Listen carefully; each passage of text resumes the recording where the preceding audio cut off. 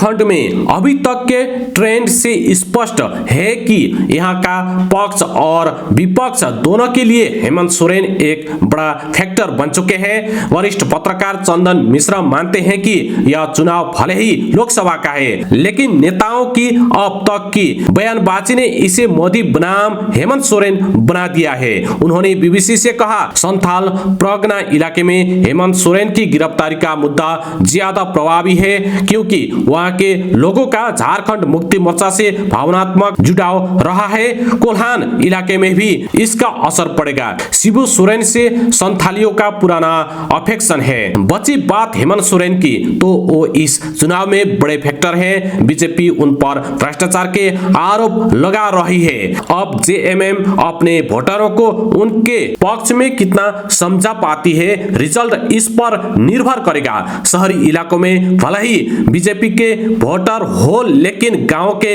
आदिवासियों में हेमंत सोरेन का मुद्दा कारगर साबित होगा।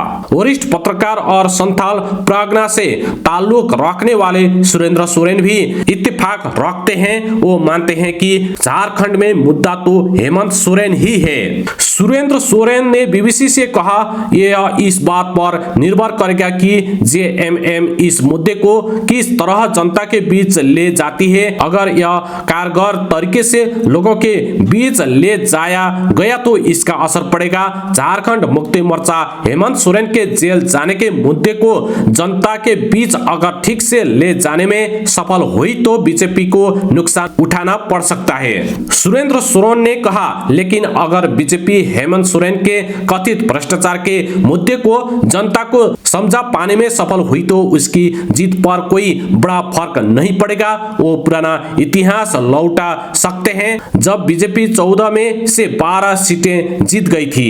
हालांकि बीजेपी यह नहीं मानती। बीजेपी के प्रदेश प्रवक्ता प्रतुल नाथ शाहदेव कहते हैं कि अब जनता जागरूक हो चुके हैं, वो अपना भला बुरा समझती है। प्रतुल नाथ शाहदेव ने बीबीसी से कहा, हेमंत सोरेन कोई आंदोलन करके जेल नहीं गए हैं। उन पर लैंड ग्रैब के आरोप हैं और ईडी ने इस मामले में कोर्ट में कई दस्तावेज पेश किए हैं, इसलिए उन्हें किस बात की सहानुभूति मिलनी चाहिए। मुझे लगता है कि झारखंड के लोग प्रधानमंत्री नरेंद्र मोदी की सरकार की कल्याणकारी योजनाओं के क्रियान्वयन के नाम पर वोट देंगे, इसलिए मुद्दा नरेंद्र मोदी और उनकी उपलब्धियों है, न कि हेमंत सोरेन जो भ्रष्टाचार के आरोप में जेल में हैं। आप देखिएगा, हम झारखंड की सभी 14 सीटें जीतेंगे। वही कांग्रेस के झारखंड प्रभारी गुलाम अहमद मीर कहते हैं कि झारखंड में हेमंत सोरेन के खिलाफ हुआ षड्यंत्र ही सबसे बड़ा मुद्दा है और यह चुनाव इसी मुद्दे पर लड़ा जाएगा।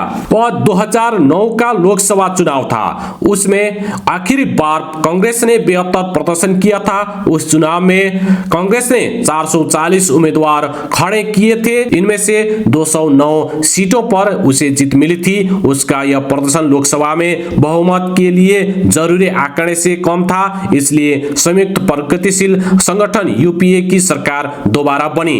इससे पहले 2004 के लोकसभा के चुनाव में कांग्रेस को सिर्फ 145 सीटें ही मिली थी, जबकि उसने 417 सीटों पर चुनाव लड़ा था। कांग्रेस ने सबसे ज्यादा 529 सीटों पर चुनाव 1996 में लड़ा था। 18 लोकसभा के लिए हो रहे चुनाव के पहले चरण में 102 सीटों पर मतदान शुक्रवार को हो चुका है। इस बार कांग्रेस इंडिया गठबंधन का हिस्सा है।